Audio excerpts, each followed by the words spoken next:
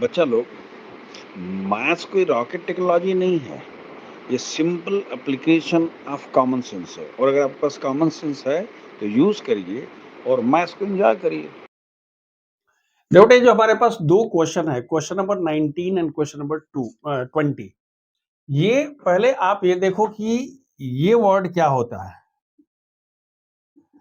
एक हो गया एजर्शन और दूसरा हो गया इसका रीजन। ठीक है, देखो इसका मतलब जो होता है, ये लोग बोलते हैं कि he is very assertive. Assertive माने होता है बल दे के कहना, जोर दे के कहना कि नहीं ऐसा ही होगा। बात समझ में आ रही है? उसको हम एजर्शन बोलते हैं। इसको हिंदी में हम बोलते हैं अभिकथन। अभिकथन मतलब क्या हुआ, ये स्टेटमेंट ही है, लेकिन किसी भी स्टेटमेंट को, जैसे लोग कहता है ना कि भाई मान लीजिए आपका टिफिन कोई खा लिया है, तो आप किसी बच्चे को कहते हैं कि नहीं तुम ही टिफिन खाया है। देखिए, तुम टिफिन खाया है और तुम ही टिफिन खाया है, दोनों में अंतर है। स्टेटमेंट दूसरा वाला स्टेटमेंट क्या है, वो असर्शन है। मतलब क्या हुआ कि वो जोर देकर कह रहे हैं कि नहीं बिल्कुल यही होगा, उसी को हम असर्शन बोलते हैं। प्रैक्टिकली वो एक स्टेटमेंट ही है। बात समझ में आ रही है? दूसरा आर जो होता है रीजन है कि भाई दूसरा रीजन सही है क्या। अब हमारे पास जो क्वेश्चन नंबर 19 दिया गया है, उसका एजर्शन क्या दिया है कि total surface area of A top. Top समझते हैं आप? टॉप देखे हो ना, लट्टू जिसको बोलते हैं, वो ऐसे करके आप चलाते हैं आजकल, ऐसे करके रस्सी बांध के पहले हम लोग चलाते थे, आजकल तो सब ऑटोमेटिक आ गया। तो ये टॉप है, टॉप का ये ऊपर वाला पोर्शन है और ये जिस पर घूमता है वो वाला पोर्शन है। तो कह रहा है कि इसका टोटल सरफेस एरिया जो होगा वो surface curve surface area of hemisphere होगा। यानी हमारे पास क्या है जी, एक हमारे पास ये हेमिस्फेयर है, ऐसे कह सकते हैं, तो इसका कर्व सरफेस एरिया होगा। और curve surface area of cone, cone क्या हुआ जी, ये हमारे पास कोन है, तो इसको हम कहते हैं कि ये कोन है। तो ये वाला क्या है, ये कर्व सरफेस एरिया है। हमारी बात समझ में आ रही है?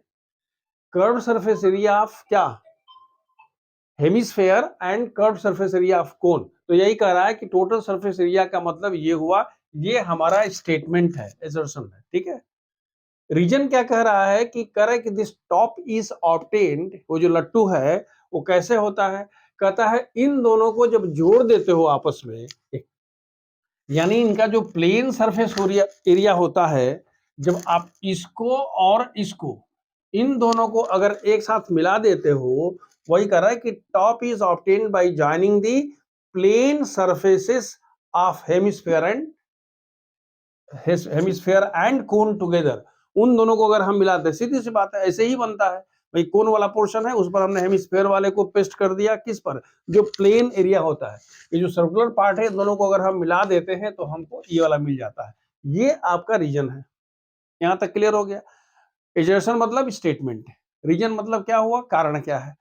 अब देखिए, आपसे कह रहा है कि अब इस चार में से कौन सही होगा। पहला क्या दिया है, कह रहा है कि ए एंड आर ट्रू।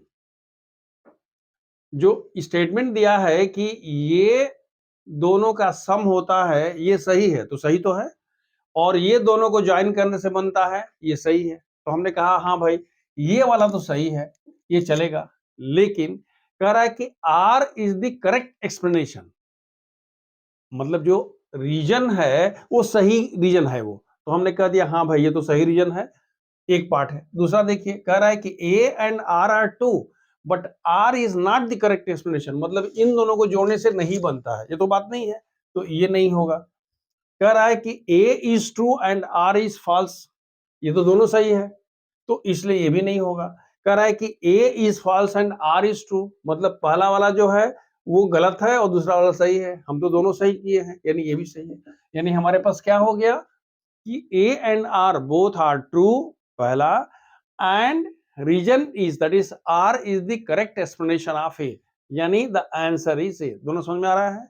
ये एजर्सन एंड रीजन वाला क्वेश्चन बहुत डिफिकल्ट नहीं होता है, ये थोड़ा सा वहां पर अलर्ट होकर के ध्यान से देखना होता है, ये हो जाता है हम लोग। और फिर क्वेश्चन नंबर 20 में देखते हैं।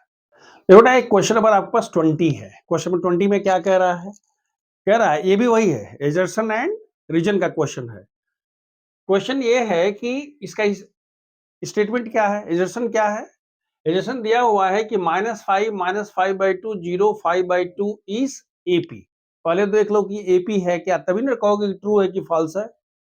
देखो this minus this is equal to 5/2, this minus this is equal to 5/2, this minus this is equal to 5/2। आपको पता है कि अगर कोई भी टर्म्स एपी में है तो दो कॉन्सिक्यूटिव टर्म्स का जो डिफरेंस है हर जगह बराबर होता है, याद है ना? तो हमने क्या कह दिया कि भाई आप चाहे सेकेंड में से फर्स्ट को घटाइए, थर्ड में से सेकेंड घटाइए या फोर्थ में से थर्ड को घटाइए, सबका जो डिफरेंस होगा वो बराबर होगा और उसको क्या बोलते हैं? उसको कॉमन डिफरेंस बोलते हैं। तो यहाँ पर कॉमन डिफरेंस कितना है बच्चों? 5/2 है। ये सही हो गया, यानी ये स्टेटमेंट तो सही है। तो ये स्टेटमेंट मतलब क्या? ए सही है तो यानी ये डी तो खत्म हो गया, ए इज फॉल्स। बात समझ में आ रही? ऐसे ही हम लोग कैसे उसको वीड आउट करते हैं। दूसरा देखो, कह the term of AP cannot have the positive and negative rational number. हम एपी को कैसे डिफाइन करते हैं? एपी को डिफाइन करते हैं कि set of real numbers arranged in such a way that the difference of two क्या consecutive numbers is equal everywhere. मतलब क्या हुआ कि हमको इससे मतलब नहीं है कि प्लस है कि माइनस है या दोनों है। हमारे पास सिर्फ एक कंडीशन सेटिस्फाई होनी चाहिए, वो क्या है? पॉजिटिव है, मतलब क्या दोनों का जो डिफरेंस है यानी कॉमन डिफरेंस हर जगह पर, बस यही एक कंडीशन है।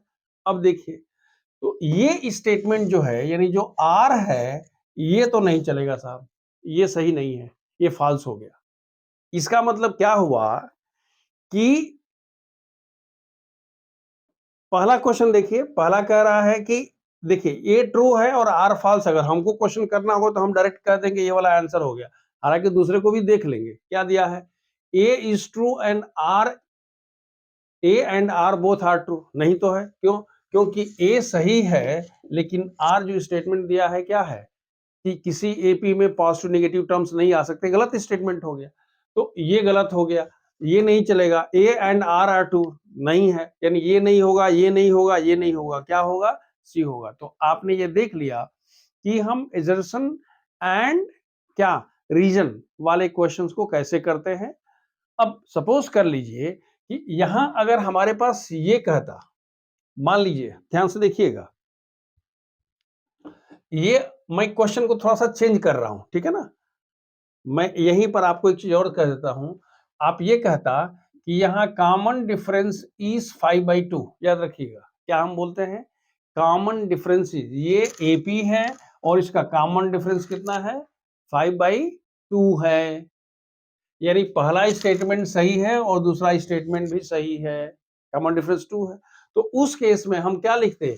ए and R are two and R is the correct explanation of A. बात समझ में आ रही है? ये नहीं होता क्योंकि R is not the correct explanation. हाँ, अगर आप ये कहते कि C D common difference is equal to -/2, तो उस केस में क्या होता? पहला सही होता, दूसरा क्या हो जाता? गलत हो जाता। बात समझ में आ रही है? तो ऐसे भी क्वेश्चन बन सकते थे। तो इस तरह से हमने एजर्शन एंड क्या रीजन वाले क्वेश्चंस देख लिए। देखो बच्चों, अब हम लोग शुरू करने जा रहे हैं सेक्शन बी। सेक्शन बी में 5 क्वेश्चंस और हर क्वेश्चन 2-2 नंबर के हैं। लेकिन इन क्वेश्चन को करते समय हम अब now onwards, that is question number 21 onwards, हम लोग जब क्वेश्चन करेंगे तो साथ साथ हम मार्किंग स्कीम भी डिस्कस कर लेंगे। दूसरे क्वेश्चंस, उस कंसेप्ट पर आधारित दूसरे क्वेश्चंस को भी डिस्कस कर लेंगे। यानी हम उसको क्या कर लेंगे? एक कंप्लीट पैकेज के रूप में कि हाँ भाई, हमारे पास देखो अगर ये वाला क्वेश्चन है तो ये ऐसे हो जाएगा। अब ये नहीं कि फिर अब इसको दोबारा सोचने का जरूरत नहीं होगा, या डिफरेंट टाइप के क्वेश्चन अगर ट्विस्ट होगा तब कैसे होगा, वो सब पॉसिबिलिटी हम यहाँ देख लेंगे। देखो हम सीधे आते हैं क्वेश्चन पर। क्वेश्चन आपका है कि prove that √2 is an irrational number. देखो बेटा, मैथमेटिक्स में एक होता है principle of mathematical contradiction. Contradiction माना होता है उल्टा, कंट्राडिक्ट करना। तो कोई भी चीज अगर हम कंट्राडिक्शन से करना चाहते हैं, कंट्ररी से करना चाहते हैं, तो हम ये मान लेते हैं कि जो हम दिया हुआ है उसका उल्टा मानते हैं, फिर लॉजिक हम सप्लाई करते हैं और लास्ट में कह देते हैं भाई ये हमने जो भी कहा है, जो हम माने थे वो तो हो ही नहीं सकता है, ये इम्पॉसिबल है, ये उल्टा हो गया। और फिर हम कहते हैं कि हमारा एजम्पशन गलत हो गया, इसलिए जो दिया हुआ वो सही है। बात समझ में आ रही है? तो हम भले उल्टा मानते हैं। यहाँ इसमें उल्टा क्या मानेंगे? जैसे दिया हुआ है इरेशनल, तो हम क्या मान लेंगे? इसको रेशनल नंबर मान लेंगे। फिर हम रेशनल नंबर है तो उसके हिसाब से आगे बढ़ेंगे। जैसे हम कहते हैं इसमें कि late us suppose in contrary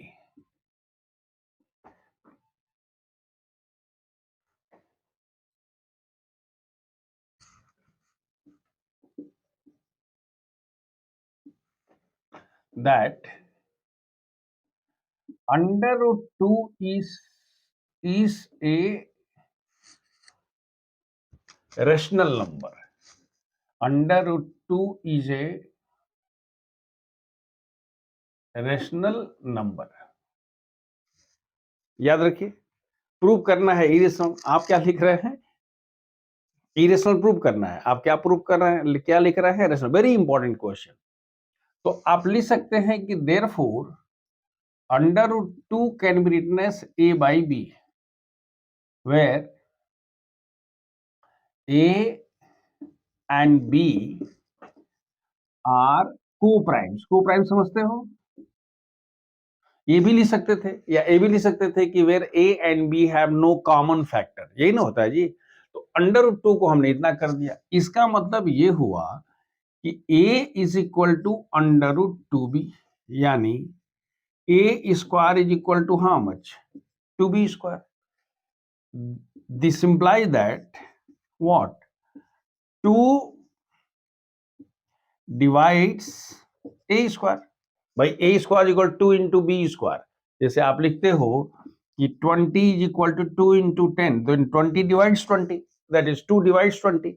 तो यहां पर हमने कह दिया कि 2 डिवाइड्स a स्क्वायर। इसका मतलब क्या हुआ कि 2 डिवाइड्स व्हाट? a। अगर a स्क्वायर को डिवाइड करता है तो a को भी, उसके स्क्वायर रूट को भी डिवाइड करेगा। यहां तक क्लियर हो गया। अच्छा, आप ये भी लिख सकते थे, कोई जो नहीं कि 2 डिवाइड्स, आप ये लिख सकते हो कि 2 is A factor of what? a square. Therefore 2 is A factor of a भी हो सकता था। मतलब don't be confined with the words. तो हमने कहा गया कि 2 डिवाइड्स a। अगर 2 डिवाइड्स a है तो आप लिख सकते हो कि let a is equal to how much? 2c, जहां पर c इज एनी इंटीजर। भाई अगर a कर रहा है को 2 डिवाइड करता है तो क्या होगा? निश्चित रूप से उसको 2 इंटू समथिंग आएगा। तो हमने लिख दिया 2c हो गया। तो ये आपने कह दिया a is equal to 2c। अब जरा ध्यान से देखिए, अगर हम b की बात करते हैं, हमको देखना है कि भाई 2a को डिवाइड करता है। तो अब अगर आप जहां a है इस वाले में, ध्यान से देखिएगा, इस वाले में अगर आप a की जगह पर आप क्या लिख देंगे? 2c square is equal to 2b square कर सकते हैं। इसका मतलब क्या हुआ जी कि 4c square is equal to 2b square. ये कैंसिल हो गया। यानी आपने क्या कह दिया? आपने ये कह दिया कि भाई ये जो b स्क्वायर है ना, ये 2c स्क्वायर है। इसका मतलब क्या हुआ जी कि 2 किसको डिवाइड करता है? This imply that 2 divides what? b square. और जब 2 डिवाइड्स b स्क्वायर होगा तो इसको ये भी लिख सकते हो क्या कि 2 डिवाइड्स b। अब ध्यान से देखिए, अगर 2 डिवाइड्स b स्क्वायर हो गया तो 2 डिवाइड b, और एक बार आप कह चुके हो क्या कि 2 डिवाइड्स a स्क्वायर। इसका मतलब ये हुआ, देखिए एक आया था 2 डिवाइड्स a, यहां आ गया 2 divides b। Therefore 2 is a common क्या? Factor in a and b। जबकि आपने शुरू में क्या लिखा था? शुरू में आपने कहा था कि ये क्या है? को प्राइम्स है, मतलब there is no common factor. तो आपने कह दिया तो विच कंट्राडिक्ट्स आवर एजम्पशन। हमारे एजम्पशन को एक कंट्राडिक्ट कर दिया, और अगर एजम्पशन को कंट्राडिक्ट कर दिया तो हम कह सकते हैं कि therefore our assumption is wrong. हमारा एजम्पशन गलत हो गया, और एजम्पशन रॉन्ग हो गया therefore under root 2 is a what. प्रश्न ये है कि अगर आपके पास ये क्वेश्चन आता है और ये 2 नंबर का सवाल है, तो 2 नंबर में आपको नंबर कैसे मिलेंगे? आप ध्यान से देखिए, आपने क्या लिखा? आपको अगर 2 नंबर को डिवाइड करना है, आप कुछ नहीं लिखते हैं, सिर्फ आप लिख देते हैं कि भाई हमारे पास under root 2 is a rational number, it is a by b. आपने कह दिया let us suppose that in contradiction ये क्या है? एक रेशनल नंबर है। तो इसको आपको क्या मिल जाएगा बच्चों? Half mark. सिर्फ ये एज्यूम कर दिया, कुछ नहीं लिखना है, खाली लिख देना है कि भैया ये अंडर रूट 2 एक रेशनल नंबर है, कंट्रेरी जो हमने कंट्राडिक्शन के लिए A B has no common, इतना लिख दिया, हो गया। आप जब इसको आगे बढ़ करके ये लिखते हो कि A is equal to 2b, याद आ रहा?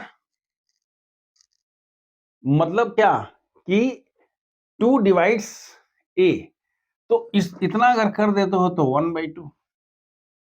फिर आप जब लिखते हो कि b को 2 डिवाइड करता है, b is equal to 2c वाले पर पहुंचे तो कहते हो 1/2। सीधी सी बात है। और लास्ट में आप जो कहते हो कि हमारा सपोजिशन गलत है या एजम्पशन गलत है क्योंकि ये कंट्राडिक्ट हो गया, इसलिए क्या under root 2 is a rational number, तो मिल गया आधा नंबर।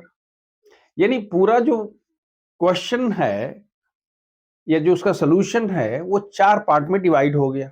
अब देखो, मान लो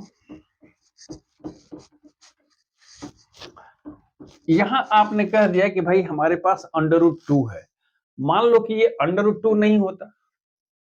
अब थोड़ा सा हम इसको डिफरेंट ढंग से लेके चलते हैं।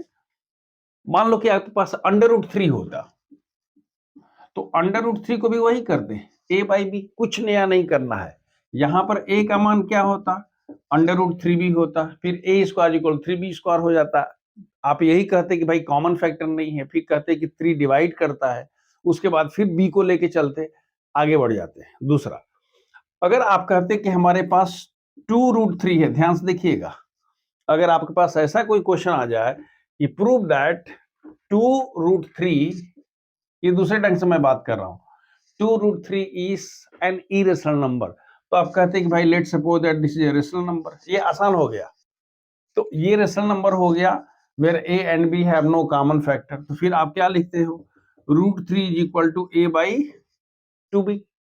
ध्यान से देखिएगा, तो आप कह रहे हो कि ये क्या है?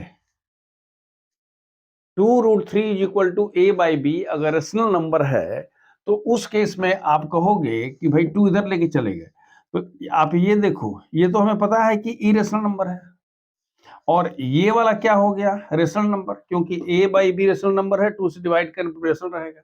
यानी एक ही इक्वेशन में दोनों कंट्राडिक्ट हो गया, एक ही रेशनल, तो देयरफॉर कहोगे कि भाई जो हम एज्यूम किए हैं कि ये रेशनल नंबर है वो गलत है, देयरफॉर दिस इज, तो इसमें उतना कुछ नहीं करना है।